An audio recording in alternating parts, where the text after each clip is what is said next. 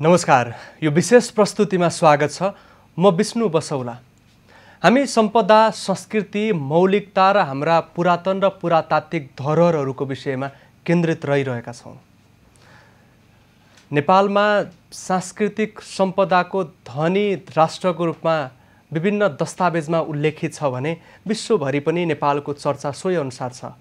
विश्व सम्पदामा सूचीकृत नेपालका महत्त्वपूर्ण स्थानहरूको विश्वभरि नै चर्चा रहेको छ र नेपालभित्र सांस्कृतिक सम्पदा, पुरातात्विक सम्पदा र विभिन्न किसिमका जात्रा पर्वहरूले गर्दा विश्वभरिका व्यक्तिहरूको नागरिकको ध्यान नेपालप्रति आकर्षित हुने गरेको छ र भ्रमणको लागि पनि लाखौँको सङ्ख्यामा व्यक्तिहरू नेपाल प्रवेश गरेको देखिएको छ र उनीहरूको आकर्षणको केन्द्र बनेका छन् मन्दिर, हाम्रा पुरातन सम्पदाहरू र पुरातात्विक सम्पदाहरू। र पछिल्लो समय 2072 सालको भूकम्पले गर्दा भत्किएका, त्यसै गरी विभिन्न किसिमका कठिनाइहरू उत्पन्न भएका र सामान्य अवस्थामा फर्कन नसकेका सम्पदाहरू पछिल्लो समय मर्मत कार्य अगाडि बढिरहेको छ, जीर्णोद्धार कार्य भइरहेको छ। यही बिचमा सम्पदा पुनर्निर्माणमा ढिलाइ भएको भनेर नेपाल सरकारलाई नागरिकहरूले गुनासो गरिरहेका बेला भक्तपुरमा भने केही उदाहरणीय काम पनि भएको छ। भक्तपुर नगरपालिकाको क्षेत्राधिकारभित्र पर्ने र वडा नम्बर 5 मा पर्ने 5 तले न्याथपोल मन्दिर, जो नेपालीको लागि मात्र होइन विश्वकै लागि प्रचित रहेको छ र सो मन्दिर समयभन्दा पनि तोकिएको समयभन्दा पनि छोटो समयमा र तोकिएको र अनुमान गरिएको भन्दा पनि कम लागतमा सम्पन्न भयो। यो सँगसँगै हामी अन्य सम्पदा पुनर्निर्माणको काम कसरी भइरहेको छ, संस्कृति जगेर्नामा नगरपालिकाको भूमिका कस्तो छ, यही विषयमा संवाद गर्दैछौँ। हामीसँग शिक्षा, संस्कृति तथा स्वास्थ्य समितिका सदस्य, वातावरण समितिका संयोजक, भक्तपुर नगरपालिका वडा नम्बर 9 का वडा अध्यक्ष रविन्द्र जाख्वा सम्पर्कमा संवादको क्रममा स्टुडियोमा रहनु भएको छ। यहाँलाई स्वागत छ। धन्यवाद यहाँलाई। हामी यही 5 तले मन्दिर जीर्णोद्धारको विषयबाटै उठान गरौँ। 318 वर्ष अगाडिको इतिहास देखिने रहेछ यो भूपतेन्द्र मल्लको पालोमा। 53 सालमा जीर्णोद्धार भएपछि अहिले 72 सालको भूकम्पपछि यहाँहरूले यसलाई सम्पन्न गर्ने काम केही समय अगाडि मात्रै सक्नु भएको छ। यो तोकिएको समयभन्दा पनि अगाडि र तोकिएको अनुमान गरिएको बजेटभन्दा पनि आधा जति बजेटमा सम्पन्न गर्न कसरी सम्भव भयो? यहाँलाई धेरै धेरै धन्यवाद दिन चाहन्छु। यो भक्तपुरको मात्र सम्पदा होइन, विश्वको एउटा सम्पदाको रूपमा रहेको सबैभन्दा अग्लो मन्दिर न्याथपोल भन्छौँ हामी। 5 तले मन्दिर नेपालीमा पनि भन्ने गरिन्छ। यो मन्दिर 2072 सालको विनाशकारी भूकम्पको कारणले गर्दाखेरि सबभन्दा माथिल्लो तल्लामा पूर्ण क्षति भएको थियो अनि यसको डिटेल ड्यामेज एसेसमेन्ट गरिसकेपछि त्यसको पुनः जीर्णोद्धारको कार्य सुरु गर्नलाई 2076 साल कार्तिक महिनाको 7 गते स्थानीय त्यहाँका लोकल पिपलहरूबाट हामीले उपभोक्ता समिति निर्माण गऱ्यौँ र त्यति बेला एस्टिमेट गर्दाखेरि 65,13,358 रुपियाँ 27 पैसामा हामीले एस्टिमेट गरेका थियौँ र 2076 साल कार्तिक 20 गतेबाट जीर्णोद्धारको काम सुरु गऱ्यौँ। बाँस मिलाउनेदेखि लिएर सबै काम सुरु गऱ्यौँ। औपचारिक रूपमा भने मङ्सिर 7 गतेबाट सुरु गरेका थियौँ र त्यति बेला हामीले अनुमान गरेको यो आर्थिक वर्ष 2076-77 को यो असार 2077 असार मसान्तसम्ममा सकाउने भन्ने लक्ष्य हामीले लिएका थियौँ र त्यही अनुसार काम धमाधम गर्दै जाँदाखेरि 2077 साल असार 29 गते सम्पन्न भयो। सम्पूर्ण जुन जीर्णोद्धारको कार्य हामीले सम्पन्न गऱ्यौँ। यो बिचमा यो जुन नेपाल सरकारले कोभिड-19 को कारणले लकडाउन गरेको थियो, त्यो लकडाउनको कारणले गर्दाखेरि चैत्र 11 गतेदेखि वैशाख 5 गतेसम्म काम बन्द भएको थियो। त्यसो नभएको हुँदो हुँदा धेरै अगाडि यो काम सम्पन्न हुने थियो। लकडाउनको बिचमा काम गर्न कसरी सम्भव भयो? सामाजिक दूरीका कुरा थिए, व्यक्तिहरूका बिचमा त्रासको वातावरण थियो, यही बिचमा पनि त मन्दिरको काम त धमाधम अगाडि बढ्यो, कसरी सम्भव भयो? यसमा हामीले सुरुमा लकडाउन घोषणा गरिसकेपछि हामीले भक्तपुरमा जति पनि सम्पदाहरू पुनर्निर्माण भइरहेका थिए अथवा विकास निर्माणहरू भइरहेका थिए सबै बन्द गऱ्यौँ। हामीले चैत्र 11 गतेदेखि नै बन्द गऱ्यौँ। सबै नगरवासी जनताहरूलाई लकडाउनको अनुशासनमा रहनका निम्ति माइकिङ पनि गऱ्यौँ, सबै गऱ्यौँ, सबैलाई भित्र पनि राख्यौँ। र यो बिचमा केही बर्सातको समय भयो, 318 वर्ष अगाडिको हाम्रो पुर्खाले त्यत्रो धरोहरको रूपमा बनायो। पानी परेर पानी चुहिएर त्यो सम्पदामा क्षति पुग्ला भन्ने हामीलाई डर भयो। किनभने वर्षातको समयमा कुनै पनि बखत केही पनि हुन सक्ने स्थिति थियो, अगाडि नै क्षतिग्रस्त संरचना थियो। त्यति बेलासम्ममा हामीले माथिल्लो तला पुरा भत्काइसकेका थियौँ, छानामा झिङ्गटीहरू सबै निकालिसकेका थियौँ। पानी पर्दाखेरि त्यो पानी भित्र छिरेर काठहरू मक्किने, भित्री स्ट्रक्चरहरू बिग्रिने सम्भावना धेरै भएपछि अनि हामीले स्थानीय प्रशासनसँग, प्रहरीसँग बरोबर बैठक बस्यौँ। यो सम्पदालाई संरक्षण गर्ने उपाय के हुन सक्छ भन्ने बारेमा बैठक बस्यौँ। बैठक बसिसकेपछि अब लोकल म्यान पावरलाई नै युज गर्ने हो हामीले। अब जस्तो चैत्र 11 गतेदेखि लकडाउन हुँदाखेरि वैशाख 5 सम्मको अवस्था हेर्दाखेरि भक्तपुरमा त्यस्तो कोरोनाको समस्या देखिएको थिएन। भनेको मतलब स्थानीय जनताहरूमा त्यस्तो कोरोनाको सङ्क्रमण देखिएको थिएन। बाहिरबाट पछि वैशाख 24 गते पछि मात्र कोरोना सङ्क्रमणका केही छिटपुट घटनाहरू देखिएको थियो। अनि स्थानीय प्रशासनसँग समन्वय गर्दा यदि स्थानीय श्रम शक्ति नै प्रयोग हुने, स्थानीय जनताहरू नै काम गर्ने, एउटा सामाजिक दूरीमा बसेर काम गर्ने हो भने अहिलेलाई सम्पदा संरक्षणतर्फ अगाडि बढ्नुपर्छ भन्ने खालको निर्णय भइसकेपछि अनि हामीले 2077 साल वैशाख 6 गतेबाट प्रशासनकै स्वीकृति अनुमतिमा हामीले यो 5 तल्ले मन्दिर गातापोलोलाई जीर्णोद्धार सुरु गर्यौँ, पुनः सुरु गर्यौँ हामीले। अब मन्दिर जीर्णोद्धार गर्दा एक दिनमा 700 भन्दा धेरै व्यक्तिहरूले पनि श्रमदान गरेको जानकारी हामी समक्ष नगरपालिकाले गराएको थियो। यो कसरी सम्भव भयो? यसमा अब सुरुमा जुन वैशाख 6 गतेबाट हामीले सुरु गर्दाखेरि यो लकडाउनको बिचमा हामीले काम सुरु गर्दाखेरि सुरुका दिनमा 15-16 जना मात्रै थिए काम गर्ने। किनभने माथि धेरै टपमा जानु पर्थ्यो, अलि जोखिम मोलेर काम गर्नु पर्थ्यो, सिद्ध हस्तशिल्पीहरू मात्र माथि जानुपर्ने कन्डिसन हुँदाखेरि त्यही हिसाबबाट काम सुरु गऱ्यौँ। र माथि हामीले गजुर राखिसकेपछि जब छाना छाउने बेला आयो, छाना छाउने बेला आइसकेपछि पुराना झिङ्गटीहरू सफा गर्नुपर्ने। किनभने ती झिङ्गटीहरू पनि गातापोलो बनाउँदाखेरिको सुरुदेखिको झिङ्गटीहरू थिए, भनेको 200-300 वर्ष पुराना झिङ्गटीहरू थिए। तिनीहरू सफा गर्न थियो। सफा गर्न अलग्ग ठाउँमा महिलाहरू उहाँहरूले श्रमदान गर्न थाल्नुभयो। अनि त्यस्तै गरी माथि छाना छाउनका निम्ति आवश्यक जुन माटो छ त्यो माटो डल्ला पार्ने, होइन, माटो मुछ्ने, त्यो कामको निम्ति अलग्ग ठाउँमा गर्नु पर्थ्यो। त्यसरी अलग अलग ठाउँमा हामीले काम गर्दाखेरि बिस्तारै स्थानीय जनताहरूको परिचालन हुन थाल्यो। जब छाना छाउन सुरु भयो त्यसपछि स्टेप वाइज मान्छे बस्नु पर्यो। तलको माटो माथि लानु पर्यो, तलको इँटा झिङ्गटी इँटा माथि लानु पर्यो। हो त्यो क्रममा चाहिँ सर्टेन दूरी कायम गरेर अनि सेनिटाइजर प्रयोग गराएर धेरै हदसम्म मास्क प्रयोग गरेर हामीले छाना छाउने काम सुरु गऱ्यौँ। यसो गर्दाखेरि टोलबाट नै हाम्रो सम्पदा हो, हामीले बनाउनु पर्छ, हाम्रो आफ्नो केही योगदान हुनुपर्छ भन्ने हिसाबबाट टोलबाट महिलाहरू, किसानहरूले आग्रह गर्नुभयो कि उहाँहरू स्वतस्फूर्त आउनुभयो? सुरुमा हामीले आग्रह गऱ्यौँ ऐतिहासिक सम्पदा जीर्णोद्धारको निम्ति यहाँहरू कोही कसैबाट, कुनै टिम क्लबबाट, समुदायबाट यदि श्रमदान गर्न चाहनुहुन्छ भने आउनु होला, नाम टिपाउनु होला भनेर हामीले सार्वजनिक आग्रह गऱ्यौँ। त्यसपछि तमाम टोलबाट उहाँहरूले हामी यतिजना यो दिन आउँछौँ भनेर नाम टिपाउँदै जानुभयो। त्यही अनुसारको क्रम मिलाएर हामीले उहाँहरूलाई काममा लगायौँ। हजुरले भन्नुभएको जस्तै एकै दिन 703 जनासम्मले पनि श्रमदान गरे। अहिलेसम्मको तथ्याङ्क हेर्दा यो गातापोलो मन्दिर जीर्णोद्धारको निम्ति मात्र 4147 जनाले श्रमदान गरेको देखियो। र त्यस्तै गरी झिङ्गटी इँटा 17,000 निःशुल्क रूपमा चन्दा दिएको देखियो। कोपु अपा भन्छ त्यो 400वटा दिएको देखियो। गोङ्ग अपा भन्छ 4वटा दियो। त्यस्तै गरी बाँस 1600वटा भैरवनाथ मन्दिरबाट निःशुल्क पायौँ। 110वटा खोपा इन्जिनियरिङ कलेजबाट पनि निःशुल्क पायौँ। यसरी हामीले काम गऱ्यौँ। त्यहाँनिर नागरिकहरूबाट साथ मात्रै प्राप्त भएन, रकम पनि उठ्यो क्यारे केही? हजुर, त्यो रकम कति जति छ?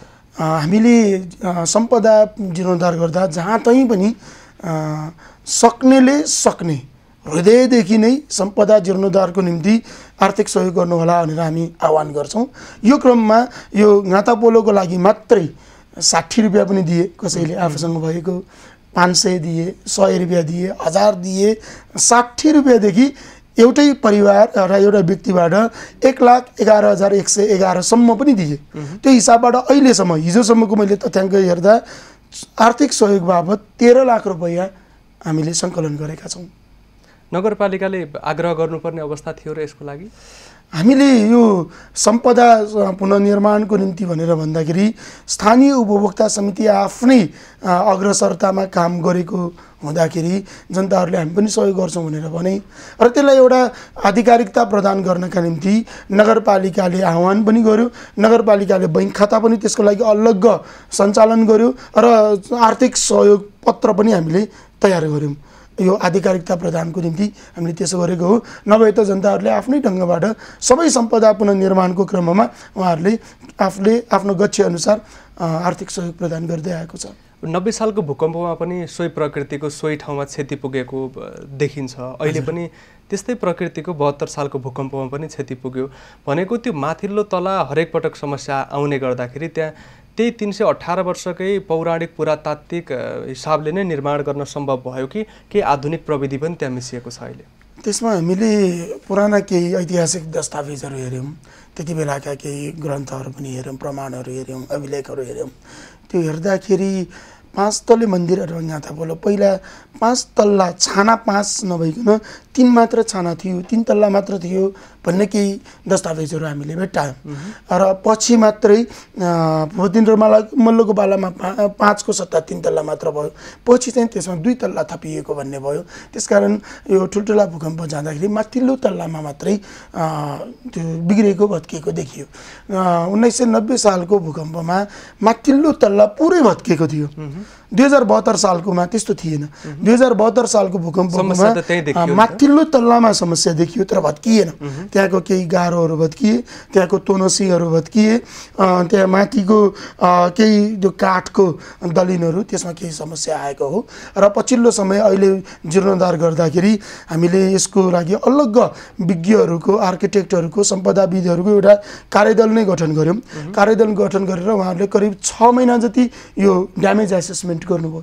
कुन कुन पार्टमा कति क्षति पुगेको छ त्यसलाई बनाउनका निम्ति, पुनः बनाउनका निम्ति के प्रयोग गर्ने, कुन टेक्नोलोजी प्रयोग गर्ने भन्ने खालको उहाँहरूको विस्तृत अध्ययनपछि उहाँहरूकै सिफारिसको आधारमा यो पालि गरिएको। भनेको त्यसको जगैदेखि अनुगमन गरेर मूल्याङ्कन गरेर बल्ल माथिल्लो तला बनाउने काम भएको। हजुर। अब कस्तो खालको भूकम्प आउँदासम्म त्यो क्षति हुँदैन, त्यसको चाहिँ म्याद कहिलेसम्म त्यो अहिलेकै अवस्थामा बलियो रहन सक्छ? यहाँहरूको प्राविधिक टोलीको अनुमान चाहिँ के हो? त्यसरी भन्दा पनि अहिले प्राविधिक सरहरूले त्यसमा डिटेल एसेसमेन्ट गरिसक्नु भएको छ। त्यसको हरेक प्रत्येक इँटाको बसाई स्ट्रक्चरको बारेमा, त्यसभित्रका काठहरू, दलिनहरूको बारेमा डिटेल एसेसमेन्ट गरिसक्नु भएको छ र त्यो अनुसार भित्री बाहिरी कहीँ कतै थोरै मात्र चर्किएको, चिरा परेको अवस्थामा पनि त्यसलाई मिलाउने ढङ्गबाट, त्यसलाई मर्मत गर्ने ढङ्गबाट काम भएको छ अहिले। र अब अहिलेको हिसाबबाट भूकम्प जो आएको छ त्यो भूकम्पलाई प्रतिरोधात्मक रूपमा पहिलाको पुरानो जुन प्रविधि छ त्यो प्रविधिलाई यथावत रूपमा राख्यौँ र त्यही हिसाबबाट अहिले काम गर्दा अब यति नै स्केलको भूकम्प आयो भने ठिक छ या ढल्छ भन्ने कुरो त भएन। तर सकेसम्म त्यसलाई दीर्घजीवन दिने हिसाबबाट हामीले अहिले पुनर्निर्माण सक्दो मजबुत बनाउने प्रयास गरिरहेका छौँ। भक्तपुरमा अन्य सम्पदामा पनि क्षति पुगेको थियो, त्यसको पुनर्निर्माणको काम कसरी भइरहेको छ र यस्तै गरी कम लागतमा र तोकिएको भन्दा छोटो समयमा सम्पन्न भएका अन्य पनि उदाहरण छन् भने त्यो पनि प्रस्तुत गर्नु। म केही कुराहरू दिन्छु। 2072 सालको भूकम्पबाट भक्तपुरमा 116वटा सम्पदाहरूमा क्षति पुग्यो। कुनै पूर्ण क्षति भए, भत्किए तलैसम्म, कुनै माथि केही आंशिक रूपमा क्षति भए, मन्दिरहरू पनि क्षति भए, पाटी पौवा होइन अथवा मठ मन्दिरहरू त्यस्तो क्षति पुगेको थियो 116वटा। त्यसमध्ये नगरपालिकाले अहिले क्रमशः पुनर्निर्माणको काम गरिआएको छ। यो क्रममा महत्त्वपूर्ण 1-2वटा म यहाँहरूलाई जानकारी गराउँछु। 5 तले मन्दिरको त मैले भनिहालेँ। भैरवनाथको मन्दिर पनि केही समय अगाडि मात्रै स्थानीय उपभोक्ता समिति मार्फत हामीले जीर्णोद्धार सम्पन्न गरिसक्यौँ। त्यसको एस्टिमेट त्यति बेला नगरपालिकाले एस्टिमेट गर्दा 1,46,36,745 रुपियाँ थियो। अनि उपभोक्ता समिति मार्फत काम गर्दै जाँदा सबै काम सकिसकेपछि खर्च जम्मा जम्मी 56,39,207 रुपियाँ भयो। यसमा पनि करिब करिब आधा रकममा सकियो। यसको कारण चाहिँ के हो भने हामीले सकेसम्म पुरानै काठहरू पुरानै इँटाको म्याक्सिमम हामीले प्रयोग गर्यौँ काम लाग्ने हदसम्म त्यसलाई प्रयोग गर्यौँ एक दुईवटा फेर्नै पर्ने कुरामा मात्र हामीले फेर्यौँ त्यसो गर्दाखेरि यो पनि निर्धारित समयभन्दा निकै कम समयमा यसलाई सम्पन्न गर्यौँ स्थानीय जनताको निकै सहयोग थियो यसमा पनि हामीले 5,16,958 रुपियाँ हामीले आर्थिक सहयोग प्राप्त गर्यौँ आर्थिक सहयोग नै प्राप्त गर्यौँ त्यस्तै गरी दरबार स्क्वायर जुन भक्तपुरको दरबार स्क्वायरभित्र भूकम्पको कारणले पूर्ण क्षति भएको ढुङ्गाको एउटा वत्सला मन्दिर छ त्यो वत्सला मन्दिर त्यति बेला पूर्ण क्षति भएको थियो उपभोक्ता समिति मार्फत नै हामीले पुनर्निर्माण गर्यौँ अहिले त्यो करिब सम्पन्न भइसकेको छ माथिको सबै मन्दिरको काम सकिसक्यो एउटा अहिले घण्टा राख्न बाँकी छ केही मूर्तिहरू ससाना राख्न बाँकी छ एक हिसाबबाट 95% भन्दा बढी काम सकियो त्यसको पनि एस्टिमेट हामीले 1,28,62,213 रुपियाँ एस्टिमेट गरिएको थियो र अहिलेसम्म सबै काम सकिँदाखेरि अहिलेसम्मको खर्च चाहिँ 96,65,745 भयो भनेपछि त्यो यो पनि कम एस्टिमेट भन्दा कम रकममा सकिएको छ यसमा पनि जनश्रमदान प्राप्त भएको छ आर्थिक सहयोग पनि 6,27,510 रुपियाँ हामीले प्राप्त गर्यौँ यो पनि त्यस्तै गरी भक्तपुर नगरपालिका वडा नम्बर 9 स्थित वाकुपति नारायणको मन्दिर छ त्यो पनि भूकम्पले क्षति पुगेको र त्यो पुनर्निर्माण गर्दै गर्दाखेरि स्थानीय जनताहरूले यसमा यो जुन झिङ्गटी इँटा राख्नुको सट्टा वेट अलिक कम गर्ने हिसाबबाट तामाको पाता राख्ने र सुनको जलप लाउने भन्ने प्रस्ताव आयो अनि त्यसमा नगरपालिकाले एस्टिमेट गर्यो 1,18,00,000 एस्टिमेट 1,71,00,000 एस्टिमेट हामीले गर्यौँ र त्यसपछि स्थानीय जनताहरूसँगै सल्लाह गर्दाखेरि यो जीर्णोद्धार अथवा भनौँ तामाको छाना छाएर सुनको जलप लाउने हिसाबबाट सकेसम्म हामी स्थानीय जनताबाटै अलिअलि आर्थिक सहयोग उठाएर गर्छौँ पुग्दै नपुगेमा मात्र नगरपालिकासँग माग्छौँ भन्नुभयो अनि उहाँहरू आफै पनि जुटेर उहाँहरूले रकम उठाउनु भयो 97 लाख जति उहाँहरूले आर्थिक सहयोग उठाउनु भयो व्यक्तिसँग पैसा यो महत्त्वपूर्ण भयो होइन हजुर हामीसँग समय थोरै छ अब सटिक संवाद गरौँ है त यो पोखरीको विषयलाई लिएर पनि भक्तपुर चर्चित छ पोखरीको संरक्षणको लागि के काम भइरहेको छ भक्तपुरमा ऐतिहासिक पोखरीहरू थुप्रै छन् जस्तो अहिले बाज्या पोखरी छ सिद्ध पोखरी छ रानी पोखरी नै छ त्यहाँ नपुको भन्ने छ कमल विनायक पोखरी साना ठुला थुप्रै पोखरीहरू छन् ती पोखरीहरू अहिले हामीले पुनर्जीवन दिइरहेका छौँ पछिल्लो समयमा हामीले यो सैनिक विद्यालयभित्र परिसरभित्र रहेको ऐतिहासिक रानी पोखरीको संरक्षण गरिरहेका छौँ त्यो पनि उपभोक्ता समिति मार्फतै गऱ्यौँ अहिले संरक्षण गर्दाखेरि मात्र सबै जनताले भक्तपुरमा पनि रानी पोखरी रहेछ भन्ने थाहा पाए त्यो धमाधम बनिरहेको छ भाज्या पोखरी पनि एक समयमा चौर जस्तै बनिसकेको थियो त्यसलाई अहिले हामीले पुनर्निर्माण गरिरहेका छौँ त्यहाँभित्र एउटा मन्दिर अलग बनाउने हिसाबबाट काठमाडौँको रानी पोखरीकै स्टाइलमा अहिले त्यहाँ पनि हामीले बनाउने तयारी गरिरहेका छौँ वरपरको काम सकियो बिचको मन्दिर बनाउनु बाँकी छ अब फेरि एकपटक पुनर्निर्माणकै प्रश्न गर्न मन लाग्यो यो 116वटा मध्ये सबै सम्पदाको पुनर्निर्माण कहिलेसम्म सकिन्छ यहाँको अन्तिम बिन्दु यति समयभित्र सकिन्छ र पूर्ण रूपमा सञ्चालनमा आउँछ भन्ने खालको कुनै योजना छ हामीले यो जुन स्थानीय तहको निर्वाचन 2074मा जनतासँग मतदातासँग प्रतिबद्धता दिँदाखेरि 5 वर्षभित्रमा सम्पूर्ण सम्पदाहरूलाई पुरानै रूपमा हामीले पुर्याइदिन्छौँ अथवा पुनर्निर्माण गरिसक्छौँ भनेका थियौँ त्यो आधारमा अहिले 3 वर्ष नागिसकेको छ अहिलेसम्ममा 116 मध्ये 100 भन्दा बढी हाम्रो सकियो सम्भवतः यो आर्थिक वर्षसम्ममा करिब कम्प्लिट हुन्छ 1-2वटा बहुवर्षीय भएकोले 1-2वटा अझै अगाडि बढ्छ होला नभए सकिन्छ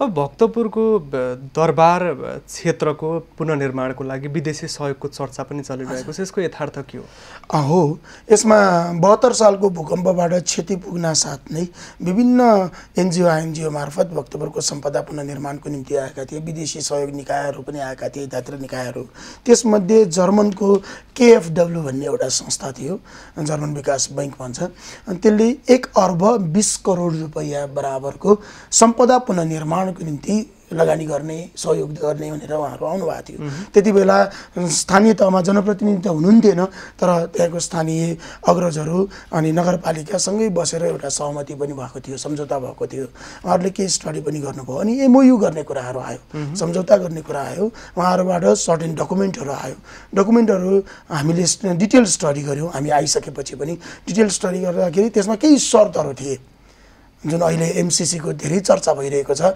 एमसिसीको जस्तै गरी शर्तहरू थिए, ती शर्तहरू हामीले स्वीकार गर्न सकेनौँ। त्यसपछि तपाईँहरूको सहयोगको निम्ति धन्यवाद। तर सम्पदा भक्तपुरको सम्पदा पुनर्निर्माणको निम्ति भक्तपुरवासी आफै सक्षम छ। यो चासोको विषय पनि हो। एक दुईटा त्यस्ता अप्ठ्यारा लाग्ने शर्तहरू खुलाइदिनु भनिहाल्छु। जस्तो केएफडब्ल्यूले हामीसँग सम्झौता गर्न आउँदाखेरि महत्त्वपूर्ण 3टा शर्तहरूमा हाम्रो अब्जेक्सन रह्यो। फर्स्ट, त्यो भक्तपुरको ऐतिहासिक सम्पदाहरू, विश्व सम्पदा जो बनेको छ, त्यो त पुरानै शैलीबाट, आफ्नै मौलिक शैलीबाट ठडिएका सम्पदाहरू हुन्। उहाँहरूले के भन्नुभयो भने अब बिम स्ट्रक्चरबाट, आइरन स्ट्रक्चरबाट, सिमेन्टेड स्ट्रक्चरबाट गर्ने कुरा गर्नुभयो। हामीले त्यसलाई स्वीकार गर्न सकेनौँ, किनभने त्यसो गरिसकेपछि आधुनिक हुने भयो, त्यो सम्पदा नरहने भयो। सम्पदाको त्यो मौलिक स्वरूप रहनको निम्ति पुरानै शैलीबाट बनाउन सक्ने क्षमता हामीसँग छ, त्यही गर्छौँ भन्दा उहाँहरू मान्नु भएन। दोस्रो, उहाँहरूले इन्टरनेसनल बिडिङमा जाने भन्ने कुराहरू गर्नुभयो। भक्तपुरको सम्पदाको विषयमा यहाँका जनतालाई जति माया हुन्छ, यहाँको जनतासँग जति सिप छ, त्यो इन्टरनेसनल बिडिङमा नहुन सक्छ। यसमा हामी स्वीकार गरेनौँ। तेस्रो सबभन्दा महत्त्वपूर्ण कुरा के हो भने लगानी उहाँहरूले पनि गर्ने, हाम्रो भक्तपुरको पनि लगानी रहने, तर त्यसको अडिटिङ गर्ने चाहिँ जर्मन विकास बैङ्कबाट अथवा जर्मन अडिटरबाट गर्ने भन्ने भयो। र कुनै खालको त्यहाँ विवाद आयो, सम्पदा पुनर्निर्माणको क्रममा विवाद आयो भने, नेपालको भूमिभित्रको नेपालको सम्पदा बनाउनको निम्ति विवाद आयो भने पनि त्यसको फैसला गर्ने चाहिँ जर्मनको अदालतबाट, जर्मनको कानुन बमोजिम गर्ने भन्ने भयो। त्यो हामीलाई स्वीकार हुन सकेन। हाम्रो देशको सार्वभौम सत्तामा आँच आउने काम हामी गर्दैनौँ। त्यसकारण यहाँहरूको रकम सहयोग गर्ने भन्ने कुरामा हामीले सम्मान गऱ्यौँ, तर यो शर्तहरू हामी स्वीकार गर्न सक्दैनौँ भनेर हामीले अस्वीकारै गऱ्यौँ। र उहाँहरू त्यसो हामी सहयोग गर्न सक्दैनौँ भन्नुभयो। हामीले त्यसो भए हामी जनतासँगै बरु अलिअलि सहयोग माग्छौँ, नगरपालिकासँगै भएको रकमबाट हामी गर्छौँ, नेपाल सरकारसँगै सहयोग माग्छौँ, तर हाम्रो सार्वभौमिकता पनि हामी जोगाउने र यहाँको मौलिक पहिचान, मौलिक स्वरूपलाई पनि जस्ताको तस्तै रूपमा राख्ने, यहीँका शिल्पीहरूलाई प्रयोग गर्ने ढङ्गबाट हामीले काम सुरु गऱ्यौँ। धमाधम अहिले भइरहेको पनि छ। उदाहरणै पनि बन्यो। अब अन्तिममा भक्तपुर कला संस्कृति जात्रा पर्वले पनि धनी छ। लकडाउनले गर्दा धेरै जात्रा रोकिएका छन्। अब सार्वजनिक यातायात चलिसक्दा जात्रा किन रोकियो भन्ने समुदायबाट पनि आवाज उठ्न थालेको छ। यसको लागि यहाँहरूको तयारी के छ र सँगसँगै संस्कृति सम्वर्धनको लागि, पुस्तान्तरणको लागि र यसलाई जोगाउनका लागि भक्तपुर नगरपालिकाले गरेको मुख्य पहल चाहिँ के हो? भक्तपुर नगरपालिका कला र संस्कृतिको धनी नगरपालिका हो। त्यसैले हामीले नारा नै के राख्यौँ भने पुर्खाले सिर्जेको सम्पत्ति हाम्रो कला र संस्कृति भन्यौँ। हामीले हाम्रा परम्परागत एवं आधुनिक विधाका कला संस्कृतिलाई नयाँ पुस्तामा पुस्तान्तरण गर्नुपर्छ भनेर वर्षैभरि हामी सांस्कृतिक प्रतियोगिताहरू गर्छौँ। गाई जात्रा आउँदैछ, गाई जात्रामा थुप्रै हाम्रो सांस्कृतिक विधाहरू निस्किन्छ, त्यसको प्रतियोगिताहरू हामी गरिरहेका हुन्छौँ। र अहिलेको अवस्थामा चाहिँ अब कोभिड-19 को कारणले केही असहज परिस्थिति आयो। हामीले जनतासँग सल्लाह गरिरहेका छौँ के गर्दा हुन्छ भनेर। भिड जम्मा नहुने गरी भन्ने भएपछि अहिले हामी बिस्किट जात्रा, त्यत्रो महत्त्वपूर्ण जात्रालाई पनि औपचारिकतामा सीमित गऱ्यौँ, रथ तानेनौँ, लिङ्गो उठाएनौँ। र अहिले गाई जात्रा आउँदैछ, स्थानीय जनताहरूसँग सल्लाह गरिरहेका छौँ। भक्तपुरको विशेष खालको जात्रा हो यो जात्रामा धेरै तिनै सहरबाट, बाहिरी जिल्लाबाट पनि धेरै मान्छे आउने भएकोले योपालि खिन्ताङ्गिसीलाई नखेल्ने, अहिले परम्परागत एवं आधुनिक विधाका सांस्कृतिक प्रस्तुतिहरू अहिलेलाई नगर्ने, गाई जात्रालाई एउटा औपचारिकतामा मात्र अगाडि बढाउने, किनभने रोगको सङ्क्रमण यसले बढ्न सक्छ भन्ने हिसाबबाट स्थानीय जनतासँग कुरा गर्दा उहाँहरू कन्भिन्स हुनुभएको छ। उहाँहरूले सकेसम्म जात्रालाई विधि विधानपूर्वक सञ्चालन गर्ने, तर मान्छेको भिड नहुने गरी त्यस्तो काम नगर्ने भन्ने कुरा भएको छ। हुन्छ, यहाँलाई समय र संवादको लागि धन्यवाद दिन्छु। धन्यवाद यहाँलाई पनि। हामीसँग भक्तपुर नगरपालिका वडा नम्बर 9 का वडा अध्यक्ष रविन्द्र ज्याख्वा सम्पर्कमा संवादको क्रममा स्टुडियोमा आउनुभएको थियो। हामीले उहाँसँग संवाद गऱ्यौँ र भक्तपुर नगरपालिकाभित्रको ज्ञातापोल, 5 तले मन्दिर तोकिएको समयभन्दा अगाडि र त्यसै गरी आधा जति खर्चमा, तोकिएको भन्दा आधा जति खर्चमा सम्पन्न भयो। यो मात्रै होइन, अन्य आधा दर्जन जति यस्ता खालका पुनर्निर्माण जीर्णोद्धारका कामहरू यसै गरी कम लागतमा र छोटो समयमा सम्पन्न भएको उदाहरण पनि देखिएको छ। र 116वटा पुनर्निर्माण जीर्णोद्धार गरिनुपर्ने सम्पदामध्ये अब छिटै नै सबै सम्पदा सम्पन्न हुने पुनर्निर्माण जीर्णोद्धारको विषयमा पनि उहाँले जानकारी गराउनु भएको छ। संस्कृति सम्पदा संरक्षणको लागि त्यसै गरी यसलाई अतिक्रमणबाट जोगाउनका लागि नागरिक तहको पनि भूमिका अत्यन्त महत्त्वपूर्ण रहन्छ। यसको लागि स्थानीय तहले समन्वयको लागि र नेतृत्वदायी भूमिका निर्वाह गर्न आवश्यक छ। हामीले यस्तै विषय उठायौँ र विभिन्न सम्बन्धित पक्षसँग संवाद गऱ्यौँ र मेला पर्व जात्राको विषयमा लामो समयदेखि अध्ययन अन्वेषण र एभिन्यूज खबरमा रहेर खबर सङ्कलन गर्दै आउनुभएका हाम्रा संवाददाता राकेश डङ्गोलज्यूलाई पनि समन्वयको लागि धन्यवाद दिन चाहन्छु। कार्यक्रम अहिलेलाई सकिएको छ। खबरभित्रको खबरका लागि हेर्दै रहनुहोला एभिन्यूज खबर। नमस्कार।